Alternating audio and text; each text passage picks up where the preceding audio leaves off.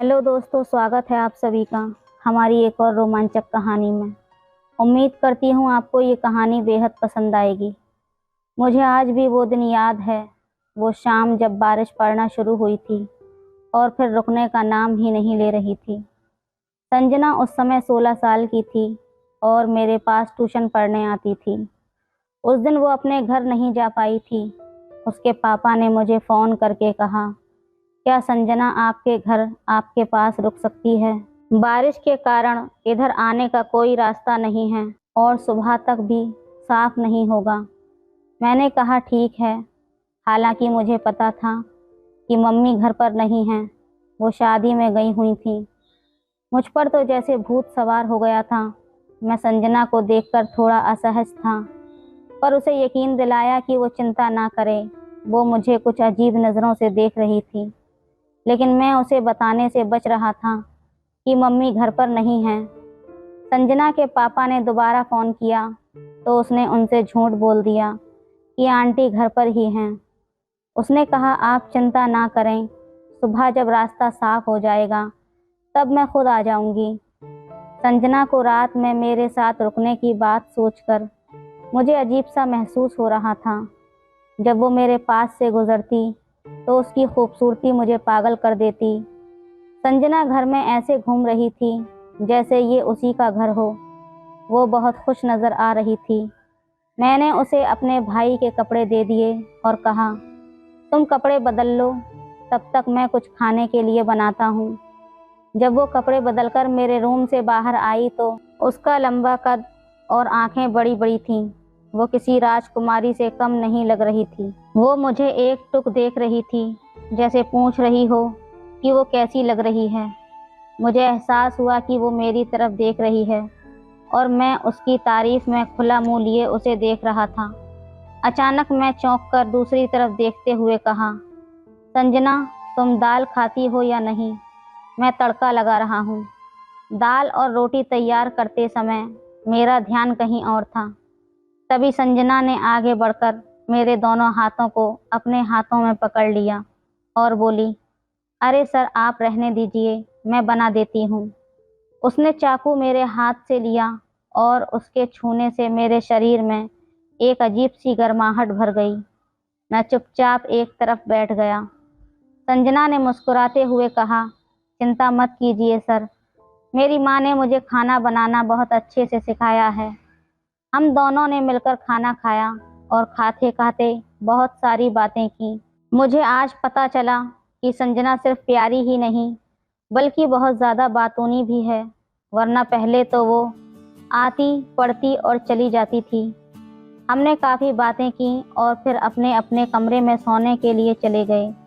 बाहर बारिश और बिजली की गड़गड़ाहट हो रही थी, मानो जैसे तूफान आया हो, लेकिन मेरे भीतर उठने वाला तूफान उससे कम नहीं था। मुझे नींद नहीं आ रही थी और बार बार संजना की याद आ रही थी। मेरा मन कर रहा था कि मैं उठकर उसके पास चला जाऊं और उसे अपनी बाहों में भर लूं, लेकिन हिम्मत नहीं जुटा पा रहा था। तभी दरवाजे पर खटकने की आवाज़ आई। मुझे पता था ये संजना ही है, क्योंकि घर में और कोई नहीं था। मैंने झट से दरवाज़ा खोल दिया। दरवाज़ा खोलते ही संजना मुझसे कहने लगी, सर, मुझे अंधेरे से बहुत डर लगता है, क्या मैं आपके पास सो सकती हूँ? मैंने कहा, हाँ, क्यों नहीं, तुम एक तरफ सो जाओ। मैंने संजना को बिस्तर पर एक तरफ इशारा करते हुए कहा और वो एक तरफ लेट गई। मैं भी दरवाज़ा बंद करके दूसरी तरफ लेट गया, पर मुझे नींद नहीं आ रही थी। ऊपर से संजना उस नाइट ड्रेस में कुछ इस तरह लेटी थी कि जी चाह रहा था उसे बस देखता ही रहूं। बाहर अचानक बिजली कड़की, जिससे वो डरकर संजना की आंखें खुल गईं। वो दोबारा से बिजली कड़कने से डरकर लेटे लेटे ही आकर मेरे सीने से चिपक गई। मैंने पूछा, संजना, ये क्या कर रही हो? उसने कहा, सर, मुझे बिजली की कड़क से बहुत ज़्यादा डर लगता है, मुझे ऐसे ही सोने दीजिए। मैं आगे कुछ नहीं बोल पाया और उसे अपने कंबल में छुपा लिया। बहुत देर तक उसे मैंने ऐसे ही अपने सीने से लगाकर रखा। फिर मुझे एहसास हुआ जैसे उसकी आंखें खुली हुई हैं। मैंने थोड़ा नीचे देखा तो वो मेरे सीने को देख रही थी। मैंने पूछा तुम ठीक हो? उसने जवाब में कुछ नहीं कहा, बस अपने दोनों हाथों से मुझे और ज़ोर से पकड़ लिया। अब मैं भी अपने आप पर कंट्रोल नहीं कर सका। मैं उसे पूरी तरह से अपनी बाहों में समेट लिया। और संजना, तुम मुझे बहुत अच्छी लगती हो। क्या मैं तुम्हें थोड़ा सा भी पसंद हूँ? जवाब में उसने अपने दोनों हाथ मेरे सीने से चिपका दिए और मुझे एक अजीब सा एहसास होने लगा। उसकी गर्म सांसें मुझे और भी बेचैन कर रही थीं। ठंडी रातों में बाहर का मौसम भी बहुत ठिठुरन भरा था, लेकिन अंदर जैसे आग सी लगी हुई थी। अब मुझसे और भी सब्र नहीं हो पा रहा था। मेरे हाथ अब तेजी से मेरे और संजना के बीच की हर बाधा को हटाने लगे थे। हम दोनों एक दूसरे के इतने करीब आ गए थे जैसे पति पत्नी होते हैं। संजना को अधिक जोर देने पर उसकी चीख निकल गई तो मैंने खुद को संभालने की कोशिश की। मुझे लगा संजना भी इसमें पूरी तरह से डूब चुकी है और उसे भी आनंद आ रहा है, तो मैं अपनी मनमर्जी से करने लगा। संजना इस अवस्था में बोली, सर, आप मुझे पहले से ही पसंद हैं, पर डर और संकोच के कारण कभी बता नहीं पाई। उसकी ये बातें मुझे और भी व्याकुल कर रही थीं। इसके बाद संजना कुछ नहीं बोल सकी और बस मेरी आवाज़ें कमरे में गूंजने लगीं। कुछ देर बाद उसकी हाथों की पकड़ ढीली हो गई और वो शांत हो गई और 2 मिनट बाद ही मैं भी आनंद की चरम सीमा पर पहुंच गया। मुझे ज़िंदगी का असली मतलब यही लगा। कुछ देर इस अवस्था में रहने के बाद हम वापस कंबल में चले गए। उसके बाद कई बार कमरे में तूफान आया और चला गया। हम सोते फिर जागते, फिर सोते फिर जागते और इसी तरह सुबह हो गई। मुझे सुबह उठकर थोड़ी शर्मिंदगी महसूस हो रही थी। संजना भी मुझसे आंखें नहीं मिला पा रही थी और उसे चलने में भी थोड़ी दिक्कत हो रही थी। उसके पिता उसको लेने आ गए। उसके पिता बिना कुछ कहे चले गए और फिर कभी नहीं आए। मैं संजना से मिलने के लिए तड़प रहा था। जब वो 2 दिन तक नहीं आई तो मैं उसके घर गया और पता चला कि वो पढ़ने के लिए दिल्ली चली गई है। मुझे बहुत अजीब लगा। अगर उसे मैं पसंद नहीं था तो बता देती। मुझे क्यों आगे बढ़ने दिया? मैं उदास हो गया, लेकिन मैं कुछ कर नहीं सकता था। कुछ समय ऐसे ही बीतने के बाद मैं अपनी पढ़ाई पर ध्यान देने लगा। मैंने ट्यूशन पढ़ाना भी छोड़ दिया था। कई सालों की मेहनत के बाद मुझे एक कॉलेज में प्रोफेसर की नौकरी मिल गई। 5 साल बाद एक दिन जब मैं कॉलेज के गेट पर पहुंचा तो मैंने देखा कि गेट पर एक जाना पहचाना चेहरा खड़ा है। पास जाकर देखा तो वो संजना थी। उसने हमारे कॉलेज में ही एडमिशन लिया था। मैंने ड्राइवर को रुकने के लिए कहा और संजना के पास गया। वो मुझे देखकर चौंक गई और कहने लगी, सर, आप यहाँ? मैंने उसका हाथ पकड़ा और कहा, संजना, तुम कहाँ चली गई थी? मैंने तुम्हें हर जगह ढूंढा। अगर तुम्हें कुछ बुरा लगा था तो मुझे बता सकती थी। ऐसे अचानक जाने की क्या ज़रूरत थी? संजना ने धीरे से कहा, सर, मुझे कोई शर्मिंदगी नहीं थी। मैं आपसे प्यार करती थी और जो भी हुआ वो हम दोनों की मर्जी से हुआ था। मैंने पूछा, अगर प्यार था तो तुम क्यों भाग गईं? संजना ने कहा, उस वक्त मैं ये सब स्वीकार नहीं कर पाई। मुझे डर था कि अगर पापा को पता चला तो क्या होगा। बस इसी डर से मैं वहाँ से चली गई। लेकिन घर आकर मुझे एहसास हुआ कि मैं आपको कितना चाहती हूँ। पर जब तक बहुत देर हो चुकी थी, मैंने जल्दी से पूछा, तो क्या तुम अभी भी मुझसे प्यार करती हो? संजना ने नज़रें नीची कर लीं और चुप रही। मैं समझ गया और कहा, ठीक है, मैं तुम्हारे पापा से तुम्हारी शादी की बात करूँगा। अब बताओ, तुमने कौन से कोर्स में एडमिशन लिया है? मैं तुम्हें छोड़ देता हूँ। संजना ने कहा, सर, मैंने किसी कोर्स में एडमिशन नहीं लिया है। मैं बस आपसे मिलने आई थी। मेरी पढ़ाई पूरी हो चुकी है और मैं दिल्ली के एक स्कूल में टीचर हूँ। घर आई थी तो सोचा आपसे मिल लूँ। मेरे चेहरे पर मुस्कान आ गई। बरसों की मेहनत और इंतज़ार का फल आज मेरे सामने था। 2 दिन बाद मैं और मेरी माँ संजना का रिश्ता लेकर उसके घर पहुँच गए। उसके पापा मुझे देखते ही पहचान गए। जब उन्होंने सुना कि मैं सरकारी प्रोफेसर हूँ तो उन्होंने तुरंत हाँ कर दी। 1 महीने बाद संजना मेरी दुल्हन बनकर उसी बेड पर बैठी थी जहां हमने 5 साल पहले एक दूसरे को पति पत्नी का हक दिया था, आज मेरे पास अधिकार था कि मैं संजना को पत्नी का सुख दे सकूं। तो दोस्तों, ये थी आज की कहानी। आपको कैसी लगी हमें कमेंट में ज़रूर बताएं। वीडियो अच्छी लगे तो लाइक करें, शेयर करें, सब्सक्राइब करें। धन्यवाद। हेलो दोस्तों, स्वागत है आप सभी का हमारी एक और रोमांचक कहानी में। उम्मीद करती हूँ आपको ये कहानी बेहद पसंद आएगी। हमारी आज की कहानी मेरी और मेरे पापा की सच्ची कहानी है। दोस्तों, मेरा नाम निशा है और हम लोग दिल्ली में रहते हैं। मेरे घर पर हम 3 लोग रहते हैं, मेरे मम्मी पापा और मैं अपने मम्मी पापा की इकलौती बेटी हूँ, इसलिए मेरे माँ बाप ने मुझे बहुत ही नाज़ों से पाला है। अभी मेरी उम्र सिर्फ 19 साल है और जब मैं 19 साल की थी तब मेरे पापा दिखने में बहुत अच्छे थे। उनकी उम्र अभी 45 साल है। वो बिल्कुल लड़कों जैसे ही लगते थे। मेरी मम्मी की उम्र 40 साल की है। वो दिखने में बहुत ही ज़्यादा सुंदर हैं। वो एक सिंपल और साधारण सी महिला हैं जो अपना ज़्यादातर समय किचन में और पूजा पाठ में ही निकाल दिया करती थी। जब मेरे दादा और दादी थे तब वो अपने सास ससुर की बहुत ही सेवा करती थी और वो पापा को ज़रा सा भी टाइम नहीं दे पाती थी। आपको बता दूं कि मेरे पापा एक प्राइवेट कंपनी में नौकरी करते थे। हम लोग मिडिल क्लास फैमिली से थे, लेकिन हमारे घर में सारी सुख सुविधाएं मौजूद थीं और किसी भी चीज़ की हमें कोई भी कमी नहीं थी। खैर, ये बात तब की है जब मैं हाई स्कूल में पढ़ाई कर रही थी और उस वक्त मेरी उम्र 16 साल थी, लेकिन मैं दिखने में बिल्कुल 22 से 23 साल की लगती थी, क्योंकि मेरा शरीर एकदम गठीला और भरा हुआ था। मैं बहुत ही ज़्यादा सुंदर थी। स्कूल में हर कोई मुझे अपनी गर्लफ्रेंड बनाना चाहता था, लेकिन मैं किसी से भी बात नहीं करती थी। एक रात की बात है, जब हम लोग खाना खाकर अपने अपने कमरे में सोने के लिए चले गए। मैं भी अपने कमरे में सोने चली गई, लेकिन मुझे नींद नहीं आ रही थी, तो मैं अपने बेड पर सोने की कोशिश करने लगी। तभी मुझे ऐसा लगा कि मम्मी पापा के कमरे से कुछ आवाज़ आ रही है। शायद वो लोग आपस में लड़ाई कर रहे थे। मेरा कमरा भी मम्मी पापा के कमरे के ही पास था। तभी मुझे आवाज़ आ रही थी। मैं पहली बार अपने मम्मी पापा को ऐसे लड़ते हुए उनकी आवाज़ें सुन रही थी, इसलिए मेरा दिल घबरा रहा था कि आखिर वो लोग इतनी रात में क्यों लड़ाई कर रहे हैं। मैं ये बात जानना चाहती थी, इसलिए मैं बिना देरी किए अपने बेड से उठी और उनके दरवाजे के पास जाकर उनको देखने की कोशिश करने लगी। दरवाज़ा बंद होने के कारण मैं कुछ देख नहीं पाई। तभी मेरी नज़र खिड़की पर पड़ी जो मम्मी पापा के कमरे से जुड़ी हुई थी।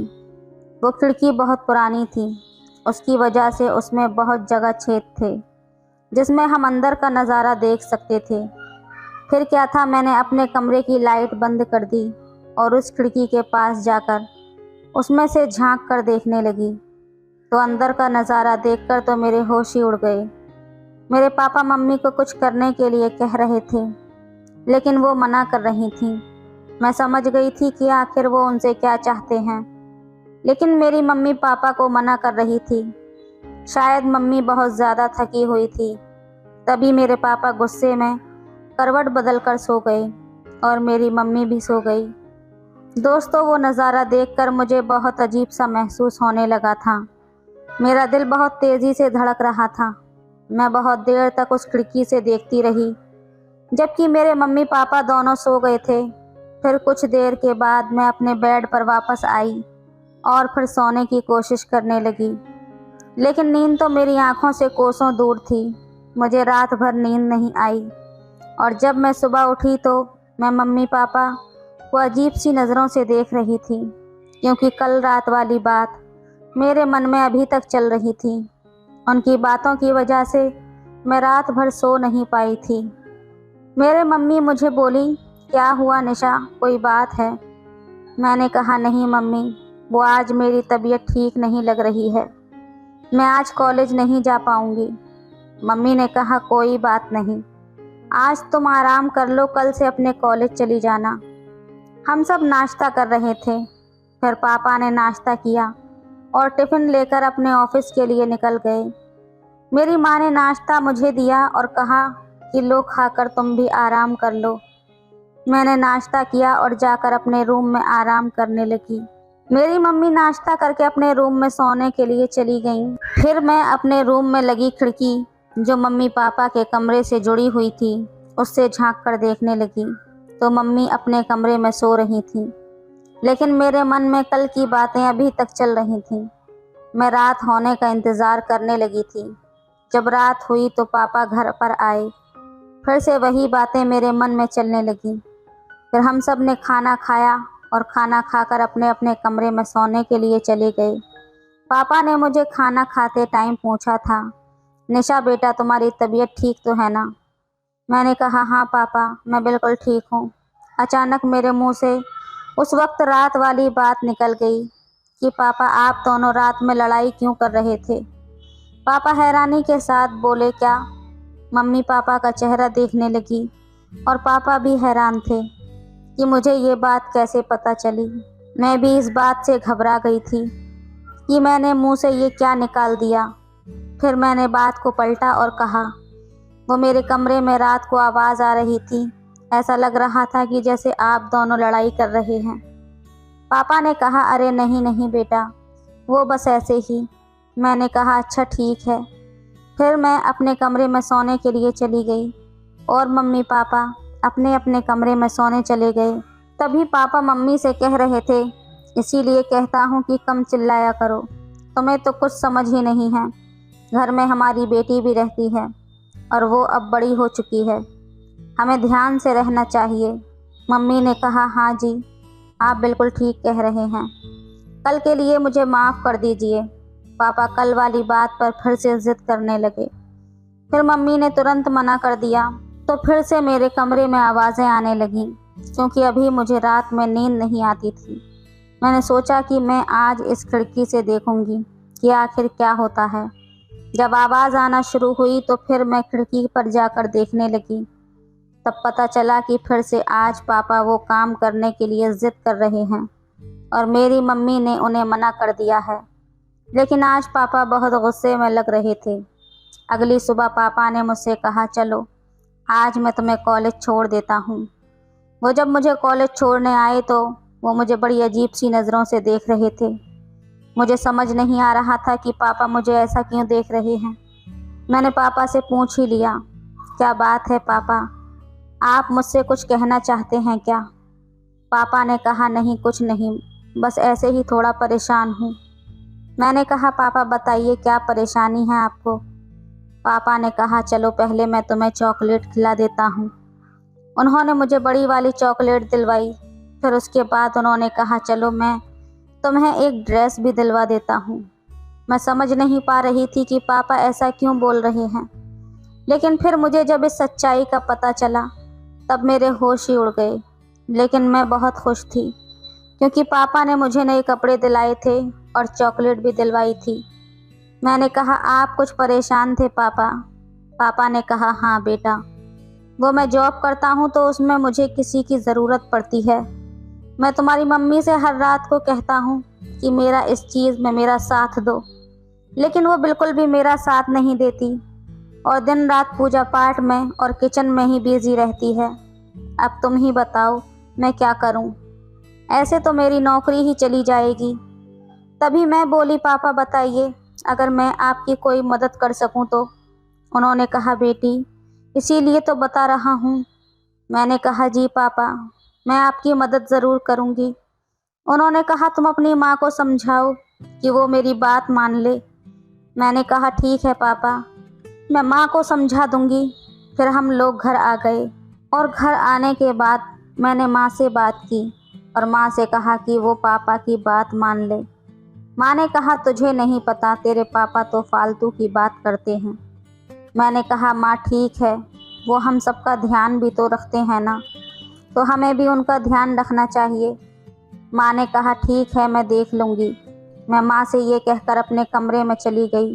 फिर पापा भी आज जल्दी घर आ गए थे और रात को खाना खाने के बाद हम सभी अपने अपने कमरे में चले गए।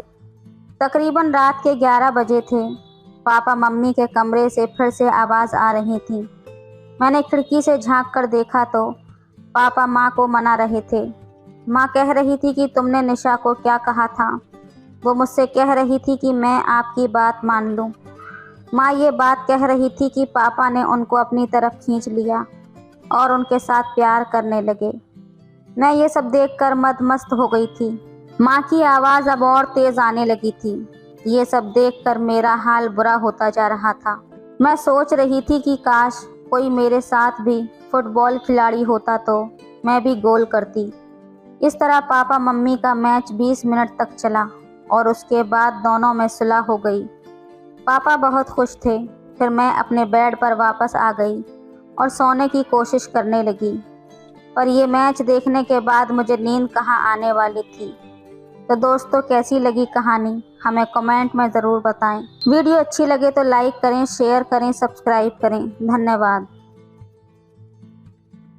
राहुल अपनी साली जानवी से जाने की इजाज़त ले ही रहा था कि उसने राहुल के गले में अपनी दोनों बाहें डाल दी और उसे अपने ऊपर खींच लिया। फिर वो ये कहते हुए ज़ोरों से उसे भींचते हुए बोली, इतनी जल्दी भी क्या है जीजा जी, सारी रात तो अपनी ही है। आखिर इसी के लिए तो मैंने पेट दर्द होने का बहाना किया था, ताकि सारी रात तुम मेरी। हेलो दोस्तों, स्वागत है आप सभी का हमारी एक और रोमांचक कहानी में। उम्मीद करती हूँ आपको ये कहानी बेहद पसंद आएगी। राहुल की शादी में स्टेज पर जब वर और वधू को मालाएं पहनाई जा रही थीं, तभी दुल्हन की बगल में खड़ी एक खूबसूरत लड़की ने मुस्कुराते हुए अपनी एक आंख दबा दी तो राहुल झेंप गया था। शर्मीला होने के चलते राहुल दोबारा उस लड़की को देखने की हिम्मत नहीं जुटा पाया। परंतु शादी के बाद जब विदाई का समय आया, तब वही लड़की चहलबाजी करते हुए बोली, मुझे अच्छी तरह से पहचान लीजिए जीजा जी, मैं हूँ आपकी साली जानवी।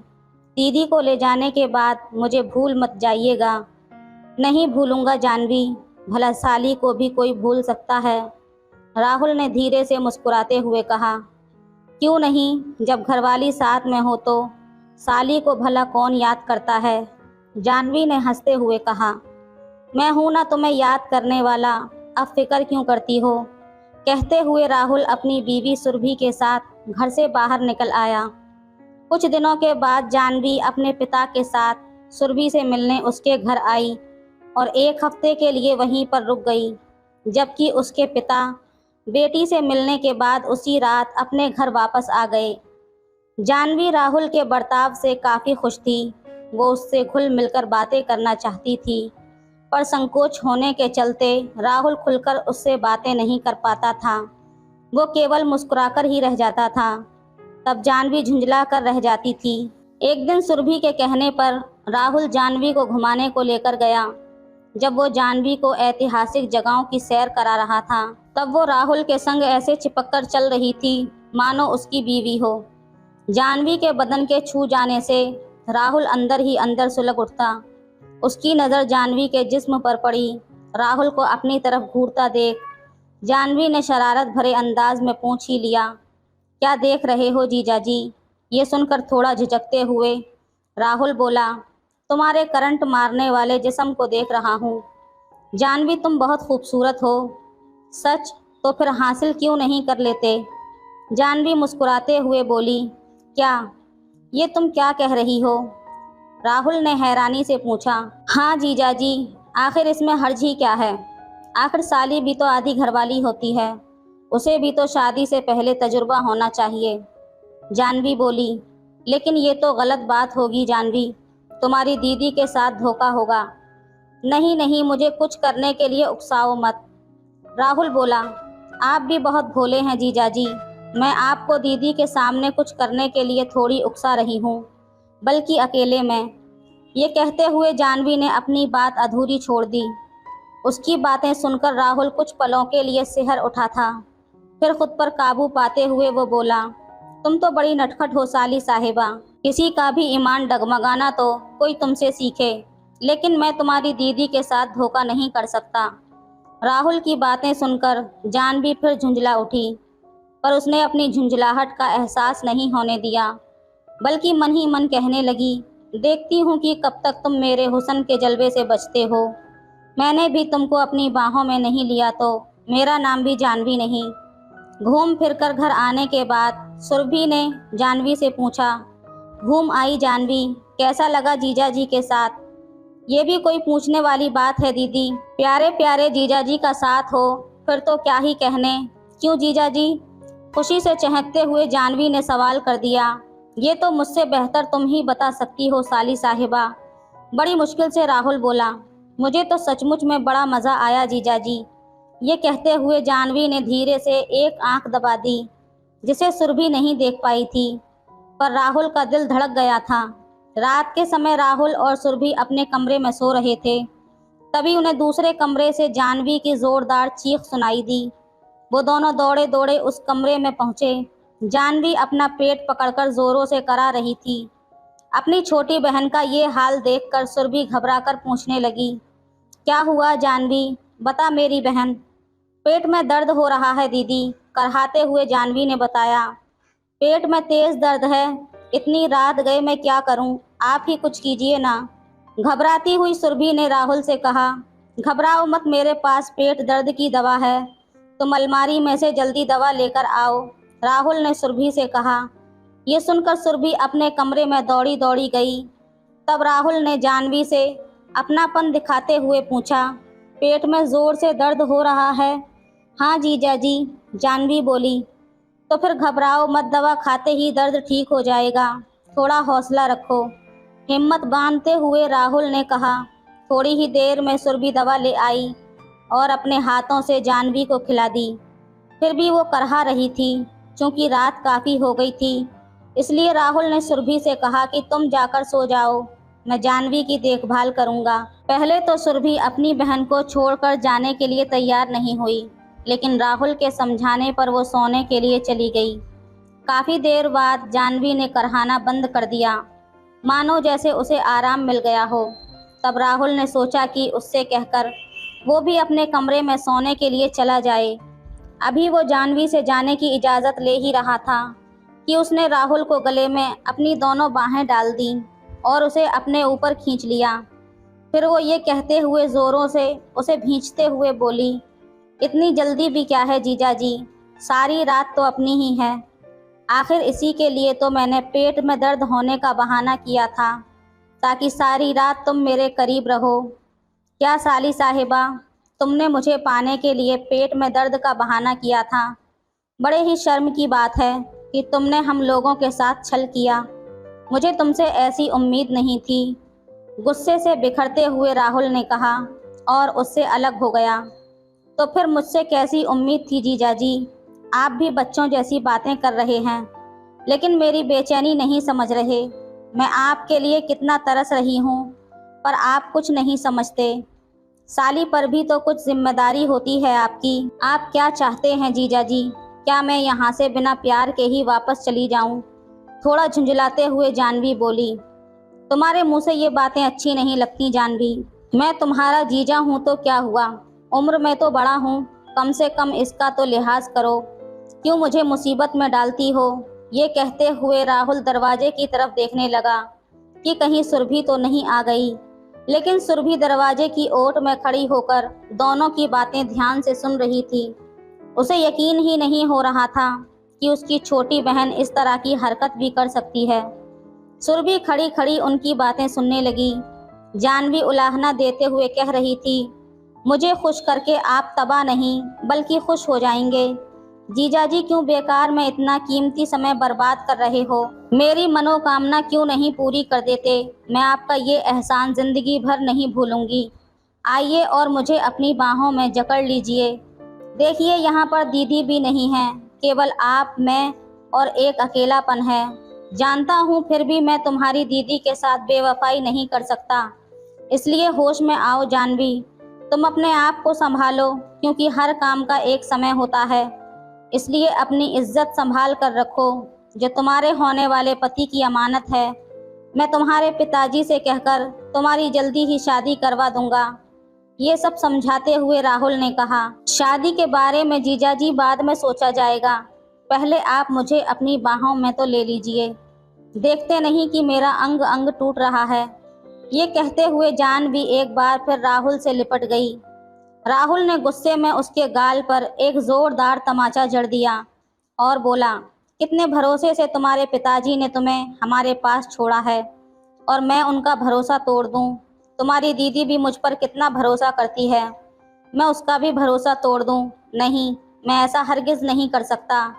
हाँ, तुम्हारे संग हंसी मजाक और छेड़छाड़ कर सकता हूँ, लेकिन ये भी एक हद तक ही। खैर, रात बहुत हो चुकी है, अब सो जाओ। पर अपने इस जीजाजी को माफ़ करना, क्योंकि मैंने तुम पर हाथ उठाया है। रुंधे गले से राहुल ने कहा और वहाँ से जाने लगा।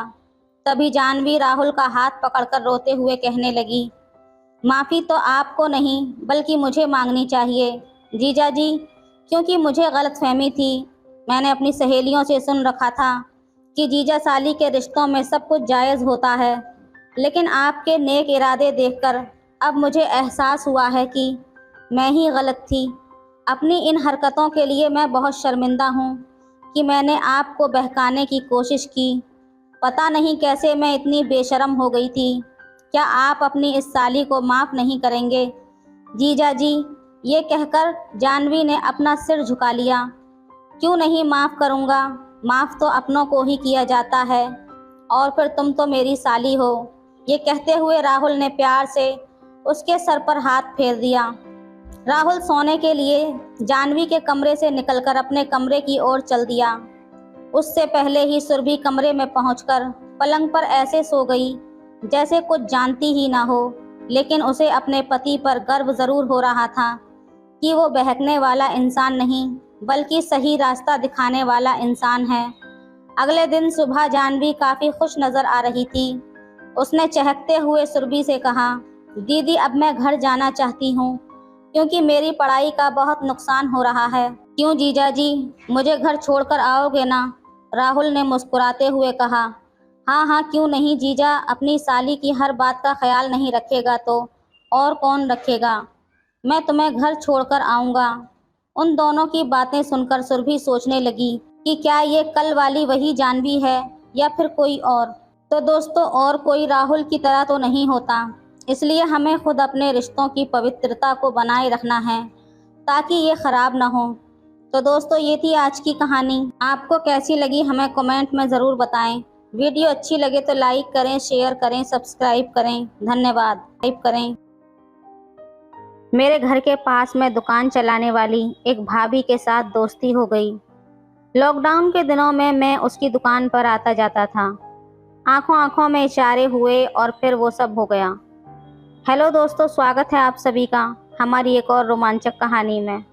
उम्मीद करती हूँ आपको ये कहानी बेहद पसंद आएगी। मेरा नाम अतुल है। वैसे मैं मेरठ में जॉब करता हूँ, पर लॉकडाउन की वजह से घर से ही काम करना पड़ा। मेरे घर पर मेरे माता पिता और एक भाई और एक बहन है। जब पहला लॉकडाउन खुला तब भी मेरी कंपनी ने घर से काम लेना जारी रखा और मैं घर से ही काम करने लगा। मैंने ऑफिस के काम के साथ साथ घर के बाहर के कुछ कामों में भी योगदान देना शुरू कर दिया था। हमारे घर के नज़दीक ही एक किराना की दुकान थी। उसके मालिक अपने परिवार के साथ दुकान के ऊपर के फ्लोर पर रहते हैं। उनके परिवार में उनकी बीवी और माँ बाप हैं। उनका मकान 2 मंजिल है। नीचे की मंजिल पर उन्होंने अपनी दुकान खोली हुई है और उसे चलाते हैं। उनकी दुकान मोहल्ले की इकलौती किराना की दुकान है, जिस वजह से वहाँ काफ़ी भीड़ रहती है। दुकान के मालिक की बीवी की उम्र करीब 28 साल की होगी। मैं उसे भाभी कहता हूँ। उसका नाम चांदनी है। आधी से ज़्यादा भीड़ तो चांदनी भाभी की जवानी को देखने के बहाने से लगी रहती है। लोग चांदनी भाभी को देखने के लिए ही दुकान के सामान खरीदते हैं। मैं जब भी उनकी दुकान में कुछ लेने जाता तो सबसे नज़रें छुपाकर भाभी से कुछ बातचीत भी हो जाती। वो मुझे देखकर खुश होकर पूछ लेती, अरे अतुल भैया, आप मेरठ से कब आए हैं? आपके भैया भी आपकी खबर पूछते रहते हैं कि जॉब कैसी चल रही है, सब ठीक ठाक है ना? भाभी की बातें सुनकर मेरा मन खुश हो जाता था।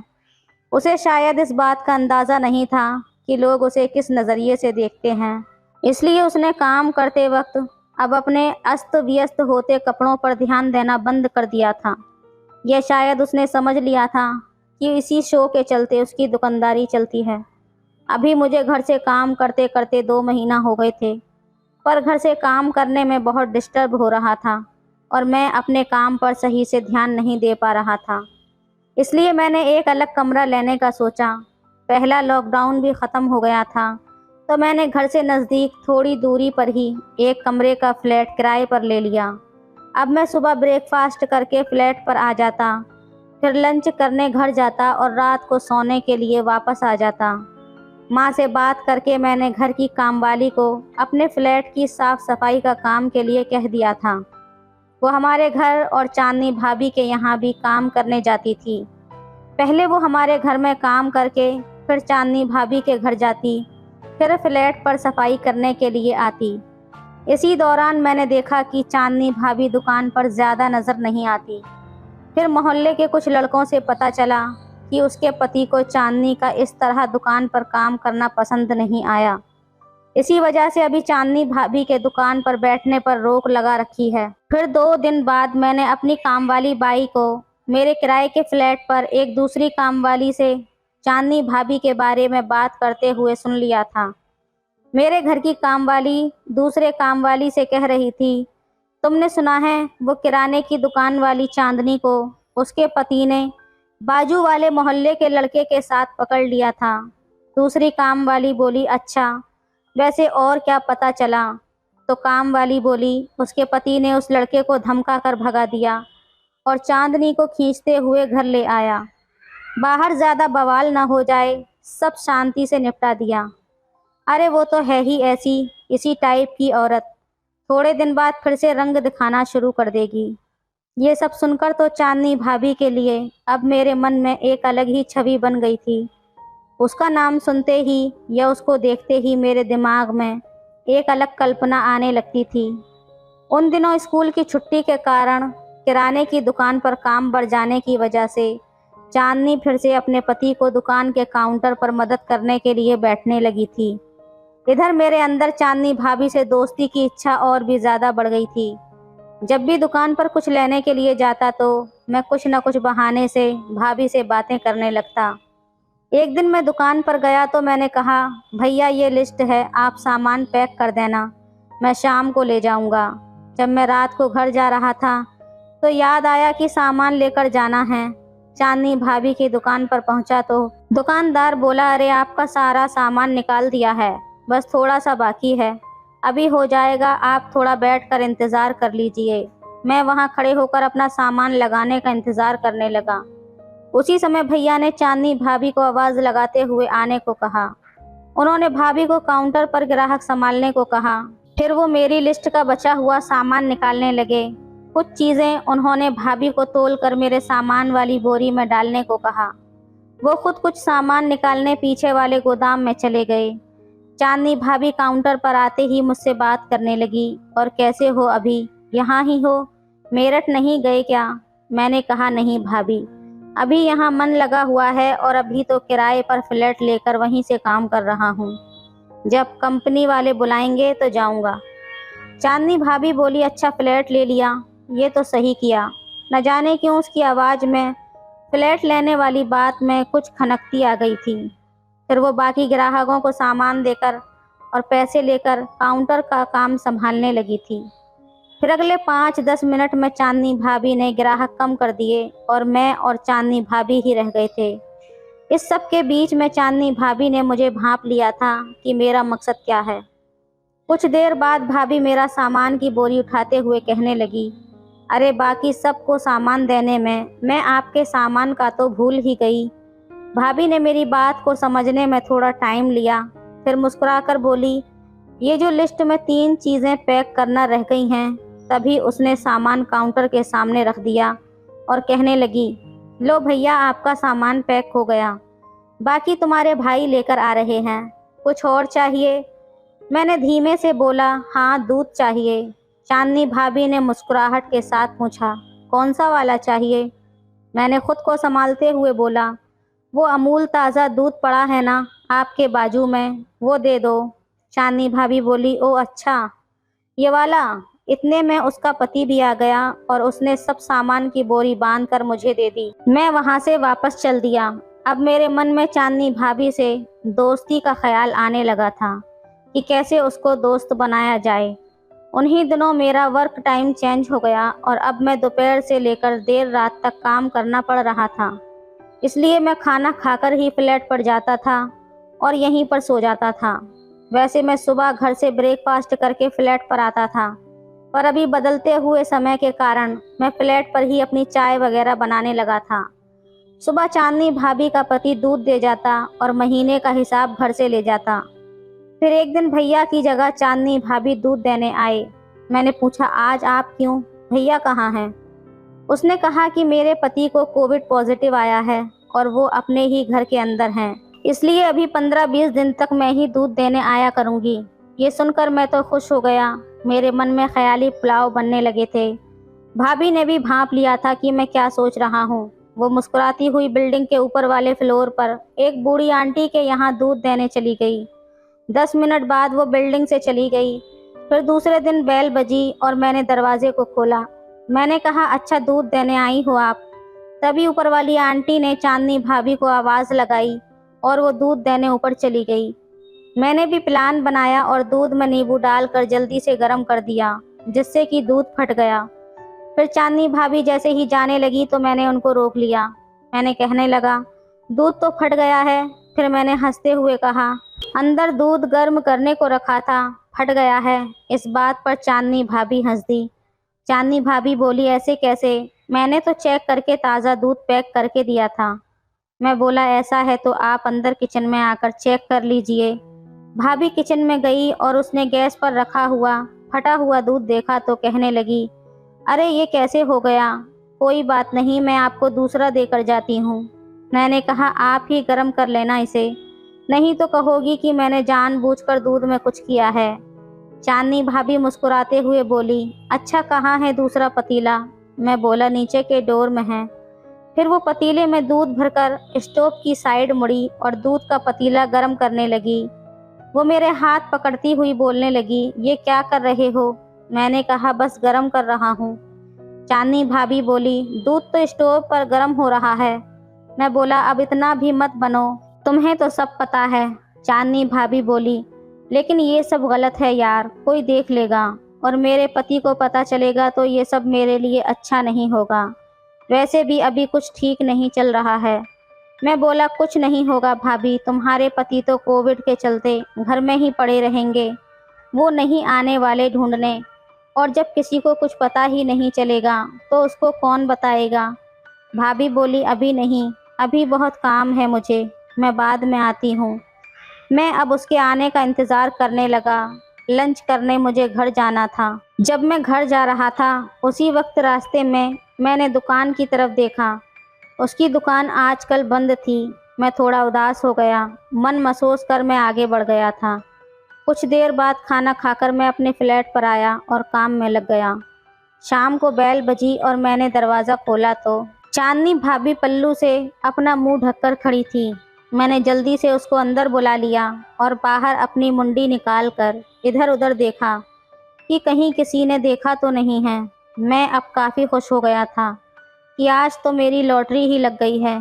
चांदनी भाभी और मेरी दोस्ती बहुत पक्की हो गई थी और जब भी चांदनी भाभी को वक्त मिलता तो वो दूध देने के बहाने मेरे फ्लैट पर आ जाया करती थी। तो दोस्तों, ये थी आज की कहानी। आपको कैसी लगी हमें कमेंट में ज़रूर बताएं। वीडियो अच्छी लगे तो लाइक करें, शेयर करें, सब्सक्राइब करें। धन्यवाद करें। मेरा नाम पारस है और मेरी उम्र 28 साल है। ये बात कुछ समय पहले की है।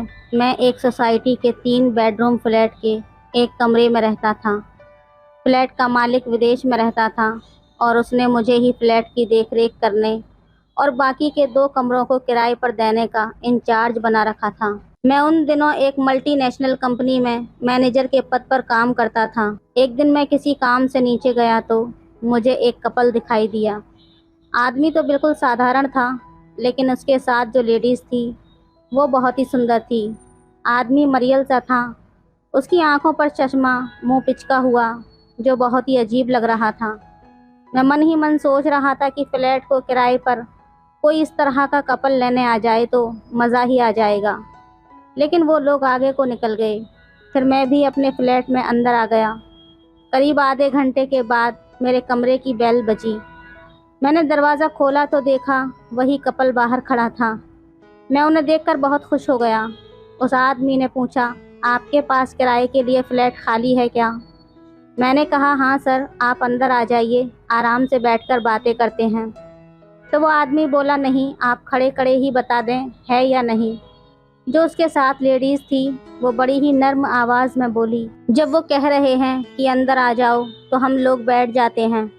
उस आदमी ने अपनी पत्नी से कहा, तुम्हें बीच में बोलने को किसने कहा? जब कुछ पता ना हो तो बेवकूफ़ों की तरह बोलते नहीं हैं। वो बेचारी चुप हो गई, लेकिन ये देखकर मुझे बहुत ज़्यादा बुरा लगा। मैंने अपने आप को रोकते हुए उनसे कहा, कोई बात नहीं, आप पहले फ्लैट देख लीजिए। मैंने बड़े रौब से उनको पूरा फ्लैट दिखा दिया और बोल दिया कि पीछे की बालकनी मेरी है, किराएदार का उस पर कोई हक नहीं होगा। फ्लैट उनको बहुत पसंद आया। तभी वो लेडीज़ बोली, तुम्हारा फ्लैट बहुत बड़ा है। और आदमी ने मुझसे पूछा, इसका किराया कितना है? मैंने कहा, 5,000 रुपये महीना। इतना सुनते ही आदमी की मुस्कुराहट खिल गई और बोला, हमें ये फ्लैट पसंद है, आप हमें दे दीजिए। तभी मेरे मोबाइल की रिंग बजी तो मैं उनसे थोड़ा दूर हटकर बालकनी में जाकर मोबाइल को सुनने लगा। वो दोनों कमरे में खड़े होकर आपस में खुसर पुसर कर रहे थे। कुछ देर बातें करने के बाद मैंने फ़ोन बंद कर दिया और उनके पास आ गया। वो आदमी बोला, ठीक है, हम तैयार हैं। फिर मुझे एक शरारत सूझी। मैंने कहा, देखिए, आपको तो पसंद है, लेकिन ये फ्लैट तो मैंने किसी और को दे दिया है। आपसे पहले वो लोग ये फ्लैट कल देखने आए थे और टोकन के तौर पर कुछ पैसे भी देकर गए हैं। अभी उन्हीं का कॉल आया था। ये सुनकर वो दोनों एकदम परेशान हो गए और आदमी बोला, ये कैसे हो सकता है, अभी तो हमने हाँ की है। मैंने कहा, देखिए भाई साहब, आप कोई और फ्लैट देख लीजिए, दरअसल मुझे आप कुछ अच्छे नहीं लगे। वो आदमी बोला, क्या मतलब अच्छे नहीं लगे, हमने क्या किया है? मैंने कहा, भाई साहब, जब आप अपनी बीवी से इतनी बुरी तरह से पेश आ रहे हैं तो आप मेरे साथ भी ऐसा ही बर्ताव करेंगे, इसलिए मेरी ओर से आपको पहले ही सॉरी। ऐसा बोलकर मैं अपने कमरे के अंदर चला गया और दरवाज़ा अंदर से बंद कर लिया। वो मायूस होकर नीचे चले गए। मैंने थोड़ा सा पर्दा हटाकर नीचे देखा तो वो आपस में बहस कर रहे थे। वो लेडीज़ उस आदमी से झगड़ रही थी। मैं ये भी नहीं चाहता था कि इतना शानदार मौका हाथ से निकल जाए, लेकिन उनके लिए इस सोसाइटी में 5,000 रुपये में वो फ्लैट बहुत ही ज़्यादा सस्ता था। मैंने देखा उन्होंने कुछ बात की और वो औरत अकेली ऊपर आने लगी। कुछ ही देर बाद मेरे रूम की बेल बजी। मैंने दरवाज़ा खोला तो वो औरत कहने लगी, सर, मैं अंदर आ सकती हूँ? इतना कहकर वो अंदर आ गई और बोली, सर, मुझे ये फ्लैट चाहिए। और उसने दोनों हाथ जोड़ दिए। वो बोली, सर, भगवान ने मुझे पति तो ढंग का नहीं दिया है, क्या मेरी किस्मत में अच्छा पड़ोसी भी नहीं है? उसने मायूस सा चेहरा बनाया और उसकी आंखें नम हो गईं। मैंने उठकर उसके हाथों को अपने हाथों में पकड़ा और उसकी ओर देखते हुए कहा, आप ऐसा ना कहें, अब ये फ्लैट आपका हुआ। उसने पर्स से 5,000 रुपये निकाल कर मेरी ओर बढ़ा दिए तो मैंने कहा, कोई बात नहीं, आप पहले एक बार अपने हस्बैंड को बुलाओ। वो जल्दी से नीचे जाकर अपने हस्बैंड को बुला कर लाई। उसका हस्बैंड ऊपर आकर चुपचाप बैठ गया। उस औरत ने मुझे एडवांस दिया। मैंने उन्हें सब कुछ समझा दिया था और दोबारा कहा कि पीछे वाली बालकनी पर उनका कोई अधिकार नहीं होगा। मैंने कहा, आप लोग अपना परिचय देना चाहेंगे क्या? वो आदमी अपनी बीवी से कहने लगा, आप ही बोलो, क्योंकि मैं बोलूँगा तो हो सकता है ये सर नाराज़ हो जाएं। वो औरत बोली, ये मेरे हस्बैंड हैं विकास और मैं इनकी बीवी विद्या। हम लखनऊ से हैं और अभी 10 महीने पहले ही हमारी शादी हुई है। इस शहर में एक कॉल सेंटर में इन्हें नौकरी मिली है। विद्या ने बताया कि वो पढ़ी लिखी तो है पर हाउस वाइफ है, कोई अच्छी जॉब मिलेगी तो कर लेगी। अपने परिचय में मैंने अपना नाम बताया। मैंने कहा, मेरा नाम पारस है। फिर मैंने उनसे पूछा, मैं आपके लिए चाय बना देता हूँ। फिर वो कहने लगी, आप मुझे किचन बता दीजिए, मैं खुद बना लूँगी। मैंने कहा, नहीं विद्या जी, आज तो आप मेरी मेहमान हैं, चाय तो मैं ही बना लूँगा, आप बैठ जाइए। जब हम चाय पी रहे थे तो मैंने देखा वो आदमी दिखने में बिल्कुल भी अच्छा नहीं था, ना ही वो उस औरत के लायक था। अभी वो कहने लगा, मुझे बाथरूम जाना है। मैंने उन्हें उनके पोर्शन की चाबी दे दी और कहा, आज से घर आपका है, जो मर्जी करो। मैं जब चाय के कप की ट्रे उठाने लगा तो विद्या ने मेरे हाथ से ट्रे ले ली मैं दिव्या को किचन दिखाने के बहाने उठकर अपने किचन में जाने लगा तो विद्या मेरे पीछे आ गई और जब उसने पीछे की बालकनी देखी तो बोली, सर ये तो बहुत ही शानदार बालकनी है। मन मोह लिया इस नज़ारे ने मेरा। मगर जल्दी ही उसका चेहरा मायूस हो गया और वो बोली, लेकिन हम लोग तो यहाँ पर ये नज़ारा देखने के लिए आ ही नहीं सकते हैं। आपने सख्त मना किया है हमारे लिए। मैंने धीरे से कहा, विद्या जी आपके लिए कोई भी मनाही नहीं है। आप जब भी चाहें वहाँ बैठ सकती हैं, घूम सकती हैं। बालकनी तो क्या, आप मेरे कमरे को भी अपना ही समझें। लेकिन आपके पति विकास। इतने में ही वो हंसने लगी और बोली, थैंक यू, मुझे आप बहुत अच्छे लगे। मैंने कहा, लेकिन ये बात आप विकास को मत बताना। विद्या ने मेरी ओर देखा और धीरे से बोली, ठीक है, हम दोनों की बात हम तक ही रहेगी। विद्या मुझसे पूछने लगी, हम कब शिफ्ट कर सकते हैं। मैंने कहा, आज से मकान आपका है, चाहो तो आज ही आ जाइए, मुझे कोई एतराज़ नहीं है। विकास बोला, लेकिन अभी तो महीने का लास्ट वीक है, तो 1 तारीख से चालू होगा ना। मैंने कहा, किराया पहले से ही चालू होगा, मगर आप जब मर्ज़ी चाहो शिफ्ट कर लो। मैंने देखा कि मेरी इस बात से विद्या बहुत ज़्यादा खुश हो गई थी। उसने धीरे से कहा, थैंक यू सर। उसके पति ने फिर से एक बार बात छेड़ दी और बोला, अरे भाई, शिफ्ट करना भी तो बुरी मुसीबत है, कौन सा आसान काम है। पूरा 1 महीना लग जाता है सेटिंग करने में, कभी प्लम्बर, कभी इलेक्ट्रीशियन और न जाने क्या क्या चाहिए होगा। विद्या ने कहा, वो तो सब कुछ मुझे ही करना है, आप तो चले जाएंगे ऑफिस। मैंने कहा, एक बार आप लोग अपना सामान यहाँ ले आइए, फिर मैं भी मिलकर हेल्प कर दूँगा। वो लोग जाते हुए बोले, ठीक है, हमें जब सेट करना होगा तब हम बता देंगे। अगले रोज़ सुबह 9 बजे मेरे फ़ोन की घंटी बजी। मैंने हेलो बोला तो उधर से मधुर सी आवाज़ आई। उसने कहा, मैं विद्या बोल रही हूँ, मुझे आपसे कुछ पूछना था। वो काम वाली बाई मिल जाएगी क्या। मैंने कहा, जो काम वाली बाई मेरे यहाँ काम करती है उसी को बोल दूँगा। विद्या के उसी दिन शिफ्ट करने की बात सुनकर मैं तो खुशी से झूम उठा था और रह रहकर मैं उन बातों को याद करता रहा जो बातें मेरे और विद्या के बीच हुई थीं। शाम को जब मैं सोसाइटी में पहुंचा तो उनका सामान ट्रक से उतर रहा था। उसी समय मैंने सोसाइटी के सुपरवाइज़र को 3-4 मजदूर टाइप के लड़कों को लेकर आने को कह दिया था और उसको कहा कि आज और कल में जितना सामान सेट हो सकता है कर दो और ध्यान रहे कि मैडम को ज़्यादा काम न करना पड़े। उन्होंने 2-3 घंटे में ही सारा घर सेट कर दिया। अगले दोपहर को विद्या का फ़ोन आया, कहने लगी, पारस जी आज आप दफ्तर से जल्दी आ जाना, शाम को आपको डिनर पर बुलाने विकास को मैं भेज दूंगी, प्लीज़ मना मत कीजिएगा। मैंने कहा, ठीक है, मैं आ जाऊंगा। मैं 4 बजे ही आ गया था। उसका पति मेरे कमरे में आया और बोला, आपको आज रात डिनर हमारे साथ करना है, हमने अपने फ्रेंड और उसकी वाइफ को भी बुलाया है, आप आएंगे तो हमें अच्छा लगेगा। मैंने पूछा, कोई ख़ास बात है क्या। विकास बोला, नहीं, बस मिलकर बैठेंगे, खाना पीना हो जाएगा। खाना खाने के लिए मैं उनके फ्लैट पर चला गया। तभी विकास कहने लगा, पारस जी ये मेरे ख़ास दोस्त हैं, इनसे मिलो। उसने मुझे अपने दोस्त और उसकी बीवी से मिलवाया। फिर कहने लगा, आप इन्हें भी इसी सोसाइटी में फ्लैट दिलवा दो। तभी विद्या बोली, पारस जी यदि आप चाहो तो सब कुछ हो सकता है। अब हमें पक्का विश्वास हो गया है कि आप सब कुछ कर सकते हैं, प्लीज़ कुछ करो। मैं और कोमल बहुत अच्छी सहेलियां हैं, इसलिए मैं चाहती हूं कि मैं और मेरी सहेली एक पास ही रहें। मैंने उनको भरोसा दिलाते हुए कहा, ठीक है, मैं कुछ करता हूं। विद्या भी बड़ी अदा से बोली, कुछ नहीं, सब कुछ आपको ही करना है। पारस जी, मैंने कहा, ठीक है, हो जाएगा। कुछ देर बाद खाना खा लिया और मैं अपने फ्लैट पर आ गया। मैं और विद्या एक ही फ्लैट में रहते हुए भी मिल नहीं पा रहे थे, क्योंकि जब मैं ऑफिस से आता तो उसका पति भी आ चुका होता था। एक दिन मैं शाम को अपनी बालकनी में बैठा हुआ था, तभी विद्या वहाँ पर आ गई। वो साथ में रखी एक चेयर पर बैठ गई और बोली, आप अपना एंजॉय जारी रखें, मुझे कोई एतराज़ नहीं है। मैंने उससे पूछा, तुम्हारा पति अभी तक नहीं आया क्या। विद्या बोली, अभी गए हैं वो, आज से उनकी नाइट शिफ्ट है। उनकी शिफ्ट 15 दिन सुबह और 15 दिन रात में होती है। विद्या ने भी मेरे साथ पार्टी ज्वाइन कर ली। फिर मैंने पूछा, विद्या जी जब आपके पति को पता लगेगा तो वो नाराज़ नहीं होगा क्या।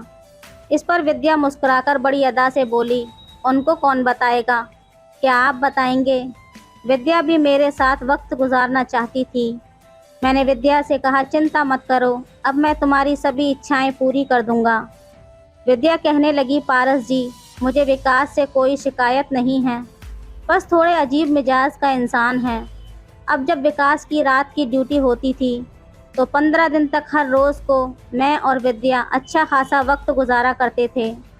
विद्या ने कहा, मुझे तुम्हारे साथ वक्त गुजारना बहुत अच्छा लगता है क्योंकि मुझे एक अच्छा खिलाड़ी मिल गया है। विद्या के खुश रहने से उसका हस्बैंड भी बहुत खुश था। विद्या के कहने पर मैंने उसकी सहेली और उसके पति के साथ वाला फ्लैट दिलवा दिया और उन्होंने शिफ्ट कर लिया था। हमारे सामने के गेट अलग थे, इसलिए कोई अंदाज़ा नहीं लगा सकता था कि पिछली बालकनी में जन्नत के 2 दरवाजे खुले रहते थे। दोस्तों, ये थी आज की कहानी। आपको कैसी लगी हमें कमेंट में ज़रूर बताएं। वीडियो अच्छी लगे तो लाइक करें, शेयर करें, सब्सक्राइब करें। धन्यवाद। हेलो दोस्तों, स्वागत है आप सभी का हमारी एक और रोमांचक कहानी में। उम्मीद करती हूँ आपको ये कहानी बेहद पसंद आएगी। रात गहरी होने के बाद ससुर जी ने मेरा दरवाज़ा खटखटाया और मुझसे बोले कि बहू, मैं बाथरूम में गिर गया था और मेरी कमर में बहुत ही ज़्यादा दर्द हो रहा है।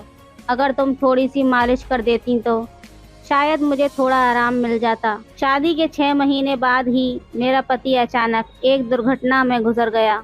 मेरे पिताजी ने बड़ी मुश्किल से मेरी शादी करवाई थी, लेकिन 6 महीने के अंदर ही मैं फिर से अपने मायके के दरवाजे पर आ गई थी। मेरे मायके में मेरी माँ नहीं थी, इसलिए मुझे बहुत डर लगता था कि अगर पिताजी कुछ कहेंगे तो मैं किसके आंचल में अपना मुंह छुपाऊंगी। वहाँ मेरी सौतेली माँ थी, इसलिए डर और भी ज़्यादा था। फिर अचानक एक दिन मेरे ससुर हमारे घर आए और उन्होंने मेरे पिता से कहा कि वो मुझे फिर से अपने घर ले जाना चाहते हैं। मेरी सौतेली माँ ने तुरंत ही हाँ कह दिया, लेकिन मेरे पिताजी ने कहा, अब आपका बेटा तो रहा नहीं है, तो आप मेरी बेटी को क्यों ले जाना चाहते हैं? इस पर मेरी सौतेली माँ ने पिताजी से बहस करना शुरू कर दिया और कहा, इसमें इतना सोचने की क्या बात है? वो कह रहे हैं कि वो उसे ले जाना चाहते हैं, तो उन्हें ले जाने दो। उनके घर की बहू है, बेटे की मौत हो गई तो क्या हुआ, वो अपने ससुर के साथ जा सकती है।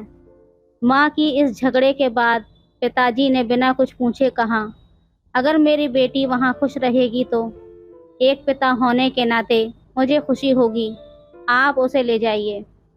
फिर मेरे ससुर जी ने मुझसे कहा, चलो कपड़े वगैरह ले आओ। मैंने अपनी सौतेली माँ के सभी अत्याचार सहते हुए अपने ससुर के साथ जाने का फैसला किया। वहाँ पहुँचने के बाद मैं अपने कमरे में कपड़े बदल रही थी, तभी मेरे ससुर आए और बोले, बहू, 1 कप चाय बना लाओ। मैंने जल्दी से रसोई में जाकर चाय बना ली। चाय पीते हुए उन्होंने कहा, तुम्हें पता है इस घर में मैं बिल्कुल अकेला हूँ। मेरा बेटा इकलौता संतान था और तुम्हारी सास भी गुजर गई है, इसलिए मैं तुम्हें यहाँ लेकर आया हूँ ताकि मुझे लगे कि मैं यहाँ अकेला नहीं हूँ। मैंने कहा, पिताजी, आप बिल्कुल चिंता मत करें, मैं तो आपकी बेटी की तरह हूँ, हमेशा आपके साथ रहूँगी। फिर मेरे ससुर बोले, मुझे पता है कि तुम मेरे साथ रहोगी क्योंकि तुम्हारी सौतेली माँ तुम्हें मायके में कभी शांति से नहीं रहने देगी। इस तरह ही कुछ दिन बीत गए। 6-7 महीने के बाद एक रात मैं अपने कमरे में सो रही थी, तभी देर रात दरवाजे पर दस्तक हुई।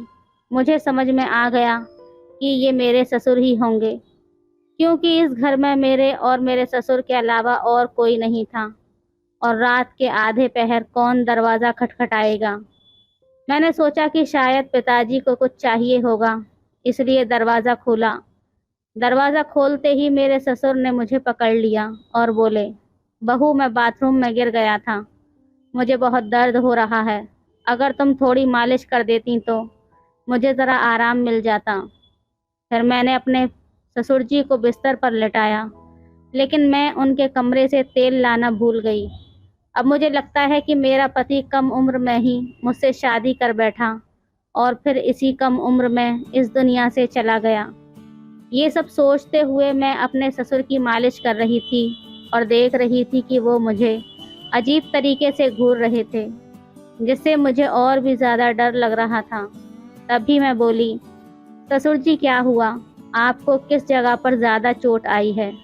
क्या डॉक्टर को बुलाऊं? इस पर ससुर जी ने कहा, नहीं बहू, तुम बस मालिश कर दो, मुझे इससे ही आराम मिल रहा है। उनकी अजीब बातें सुनकर मुझे और असहज महसूस होने लगा। फिर मैं बोली, ससुर जी आप यहीं पर लेट जाइए, कमर में दर्द लेकर आप अपने कमरे तक कैसे जाएंगे?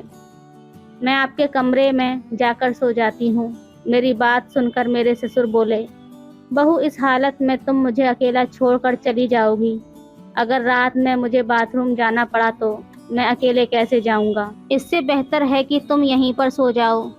कुछ समय बाद मेरे ससुर उठकर मेरे पास आए और बोले, बहू मैं तुमसे कुछ कहना चाहता हूँ, अगर तुम मेरी बात मान जाओ तो ही मैं कहूँगा। उनकी इस बात से मेरा दिल बेचैन हो गया। मैं चिंतित होकर बोली, ससुर जी आप कहें, क्या बात है? मेरा ससुर थोड़ा हंसकर बोले, आज की रात मैं तुम्हारे साथ बिताना चाहता हूँ, क्योंकि अकेले अकेले अब अच्छा नहीं लगता। मेरे बेटे के मरने के बाद मैंने सोचा कि फिर से शादी करूँगा, लेकिन फिर सोचा कि तुम्हारी सौतेली माँ तुम्हें उस घर में कभी भी शांति से नहीं रहने देगी, इसलिए मैंने तुम्हें इस घर में लाया। उनकी इस बात से मुझे बहुत असहज महसूस हुआ, लेकिन उनकी बात का विरोध करने की हिम्मत नहीं हुई। मैं अपने कमरे के सोफे पर लेट गई। मुझे नींद नहीं आ रही थी, बहुत डर लग रहा था। ससुर जी ने कहा, बहू लगता है मैंने तुमसे कुछ गलत नहीं कहा। मैं चाहता हूँ कि तुम मुझसे शादी कर लो, ताकि कोई कुछ न कह सके। तभी मैं हक्का बक्का होकर बोली, ससुर जी आप ये क्या कह रहे हैं? आप मेरे ससुर हैं और ससुर से शादी कैसे हो सकती है? मेरे ससुर बोले, देखो बहू, मैं मानता हूँ कि कभी मैं तुम्हारा ससुर था, लेकिन तुम्हारे पति को मरे हुए अब 6-7 महीने गुजर चुके हैं। अब हमारे बीच ऐसा कोई रिश्ता नहीं है। मैं अकेला हूँ, तुम भी अकेली हो, हम एक दूसरे का साथ दे सकते हैं। उनकी इस बात को सुनकर मेरा मन विचलित हो गया। मैं कुछ कह नहीं पाई। एक ओर सौतेली माँ का अत्याचार था, दूसरी ओर ससुर का अजीब व्यवहार। रात बीत गई और अगले दिन सुबह मैं अपने ससुर की बातों को बहुत सोचने लगी। अपनी स्थिति का विश्लेषण किया। ससुर का प्रस्ताव मुझे असंभव लग रहा था, लेकिन वास्तविकता मुझे कुछ निर्णय लेने पर मजबूर कर रही थी। फिर मुझे ख्याल आया कि मैं अपने पिताजी से जाकर बात करती हूँ, लेकिन ये सब बातें अपने खुद के पापा से करने की मुझे हिम्मत नहीं हुई, क्योंकि मुझे पता था कि पिताजी से बात करने के बाद मेरी ज़िंदगी में नई समस्याएं आ सकती हैं। इसलिए मैं उनके पास नहीं गई। ऐसे ही एक दिन शाम को मेरे ससुर को फिर से बात करने का मौका मिला। उन्होंने कहा, बहू मैंने तुमसे कुछ गलत नहीं चाहा, बस चाहता हूँ कि तुम मेरे जीवन में खुशी लाओ। मैं अकेला नहीं रह सकता, तुम्हारे साथ ही मेरी ज़िंदगी पूरी होती है। दोबारा ससुर जी से ये सभी बातें सुनकर मैं अंदर से कांपने लगी और कुछ बोल नहीं पाई। थोड़ी देर बाद ससुर जी खुद ही बाहर चले गए। ऐसे ही मुझे ससुराल में और कुछ महीने बिताने के बाद मेरे ससुर और मेरे बीच एक अजीब सा संबंध बनता चला गया। पति की मौत के बाद मैंने सोचा था कि मैं अब इस दुनिया में बिल्कुल अकेली हो गई हूँ, लेकिन मेरे ससुर ने मेरे प्रति जो भावनाएं जाहिर की थी, उन्होंने मेरे जीवन को एक नई दिशा में मोड़ दिया था। उनके शब्दों ने मुझे भीतर तक झकझोर कर रख दिया था। जब भी मैं सोने को जाती, उनकी बातें मुझे परेशान करने लगती। वो कहते थे कि मेरे साथ रहने से उन्हें अपने अकेलेपन का एहसास नहीं होता, और वो चाहते थे कि हम दोनों एक नई ज़िंदगी की शुरुआत करें। उस रात की बातचीत के बाद मैंने खुद को बहुत असमंजस में पाया। मन में कई सवाल उठ रहे थे। क्या ये सही है? क्या ये समाज के नियमों के खिलाफ नहीं जाएगा? लेकिन कहीं ना कहीं मेरे दिल में ये बात भी थी कि शायद मेरे ससुर सच में अकेलेपन से जूझ रहे हैं। मैंने बहुत सोच विचार करने के बाद उनसे बात करने का फैसला किया। एक रात जब घर अड़ोस पड़ोस के सभी लोग सो चुके थे, तब मैंने ससुर के कमरे का दरवाज़ा खटखटाया। उन्होंने दरवाज़ा खोला और मुझे देखकर थोड़ा हैरान हुए। मैं अंदर गई और बोली, ससुर जी, मैं आपसे कुछ महत्वपूर्ण बात करना चाहती हूँ। उन्होंने मुझे बैठने का इशारा किया और गंभीरता से बोले, क्या हुआ बहू, तुम इतनी रात गए क्यों आई हो? मैंने थोड़ी हिम्मत जुटाते हुए बोला, ससुर जी, मैंने आपके प्रस्ताव के बारे में बहुत सोचा है। मैं समझती हूँ कि आप अकेलेपन से जूझ रहे हैं और एक साथी की ज़रूरत महसूस कर रहे हैं। लेकिन इस रिश्ते के लिए एक शर्त है। हमारे बीच हमेशा सम्मान और प्यार का रिश्ता रहेगा। आप मुझे बेटी की तरह सम्मान देंगे और मैं आपको पिता की तरह आदर दूंगी। उन्होंने मेरी बात को ध्यान से सुना और थोड़ी देर बाद कहा, मैं तुम्हारी शर्त मानता हूँ, तुम्हारे सम्मान को हमेशा बनाए रखूँगा। उनकी ये बात सुनकर मेरे दिल का बोझ थोड़ा हल्का हो गया। मैंने उन्हें अपनी सहमति दे दी। फिर कुछ दिनों बाद हमने एक छोटे से समारोह में शादी कर ली। ये शादी समाज की नज़र में असामान्य थी, लेकिन हमने अपनी स्थिति को स्वीकार कर लिया था। शादी के बाद के दिन मेरे लिए बेहद चुनौतीपूर्ण रहे। गांव में लोग बातें बनाने लगे, रिश्तेदारों ने हमसे दूरी बना ली शुरू कर दी थी, लेकिन हमने इन सब बातों की परवाह किए बिना अपने जीवन को आगे बढ़ाने का फैसला किया। हमारे रिश्ते में धीरे धीरे प्यार और समझ बढ़ने लगी। ससुराल में पहले जहां मैं खुद को असहज महसूस करती थी, अब वहीं घर मुझे अपना लगने लगा था। ससुर ने मेरे लिए हर संभव प्रयास किया ताकि मैं खुश रह सकूं। उन्होंने मेरी हर छोटी बड़ी ज़रूरत का ध्यान रखा और हर ख्वाहिश पूरी की। वो हर दिन मेरे लिए कुछ न कुछ खास करने की कोशिश करते थे। कभी मेरे पसंदीदा खाने की चीज़ें लाते तो कभी मेरे लिए नई नई साड़ियाँ खरीदते। धीरे धीरे मैं भी उनके प्रति एक अलग तरह का आदर महसूस करना शुरू कर दी थी। हम दोनों ने मिलकर एक नई जिंदगी की शुरुआत की। ससुर अब मेरे जीवन का एक अभिन्न हिस्सा बन चुके थे। हमारे बीच का रिश्ता अब सिर्फ ससुर और बहू का नहीं रहा था, बल्कि दो दिलों का एक मजबूत बंधन बन गया था। वो मुझे हर उस समय सहारा देते थे जब मुझे उनकी ज़रूरत होती थी। उन्होंने मुझे फिर से हंसना सिखाया, जीवन को नए नज़रिए से देखना सिखाया। शादी के कुछ महीने बाद मैंने महसूस किया कि हमारे बीच का ये नया रिश्ता मुझे एक नई दिशा दे रहा है। हमने मिलकर कई मुश्किलों का सामना किया और हर बार एक दूसरे का साथ दिया। ससुर के साथ मेरे इस नए रिश्ते ने मुझे जीवन के कई नए पहलू दिखाए थे। उन्होंने मुझे ये एहसास दिलाया कि जीवन में अगर साथी सही हो तो कोई भी मुश्किल इतनी बड़ी नहीं होती कि उसे पार ना किया जा सके। समाज की नज़र में हमने बहुत कुछ सहा, लेकिन हमने अपने फैसले पर कभी पछतावा नहीं किया। हमारे रिश्ते में धीरे धीरे एक नए तरह का प्यार और सम्मान उभरने लगा। उनके साथ बिताए हर पल ने मुझे कुछ नया सिखाया और मुझे एहसास हुआ कि कभी कभी जीवन में हमें ऐसे मोड़ पर ले जाता है जहां हमें अपने फैसले पर पूर्ण विचार करना चाहिए। आज मैं अपने ससुर के साथ एक नई जिंदगी जी रही हूँ। हमारे बीच का प्यार और सम्मान पहले से भी अधिक मजबूत हो गया है। वो मेरे जीवन के सबसे महत्वपूर्ण इंसान बन चुके हैं। उनके साथ बिताए हर पल ने मुझे ये सिखाया है कि जीवन में चाहे कितनी भी मुश्किल क्यों ना आए, अगर हमारे पास सही साथी हो तो हम हर मुश्किल का सामना कर सकते हैं। इस तरह हमारे बीच का रिश्ता धीरे धीरे और भी ज़्यादा गहरा होता चला गया। उनके साथ बिताए हर पल ने मुझे ये सिखाया कि जीवन को कैसे नए सिरे से जिया जाए। हमने मिलकर अपने जीवन की हर चुनौती का सामना किया और हर बार जीत हासिल की। अब हमारे बीच का ये नया रिश्ता मुझे एक नई जिंदगी के सपने दिखाने लगा है। तो दोस्तों, ये थी आज की कहानी। आपको कैसी लगी हमें कमेंट में ज़रूर बताएं। वीडियो अच्छी लगे तो लाइक करें, शेयर करें, सब्सक्राइब करें। धन्यवाद करें।